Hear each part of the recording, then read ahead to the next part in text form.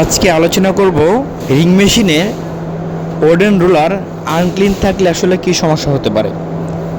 Ring মেশিনে wooden roller unclean থাকলে যে সমস্যাগুলো হবে সেটা হচ্ছে যে আপনার ইয়ার্ন ব্রেকেজ হবে, ঠিক আছে। তো ইয়ার্ন ব্রেকেজ হওয়ার সাথে সাথে আপনার সুতার মধ্যে থিক প্লেস থিন প্লেসের ক্রিয়েট হবে। তো আলটিমেটলি অটোকোনে যে এটা আপনার ইয়ার্ন কাটস বেড়ে যাবে, ঠিক আছে। তো পাশাপাশি প্রোডাকশন লস হবে এবং আলটিমেটলি কী হবে, ইয়ার্ন কোয়ালিটি খারাপ হবে। তো আপনার এই জন্য জরুরি যে গার্ড রোলার অর্থাৎ যে আপনার ওডেন রোলার প্রতি শিফটেই 8 ঘন্টা প্রতি শিফটে এগুলো আপনার ক্লিয়ার করতে হবে।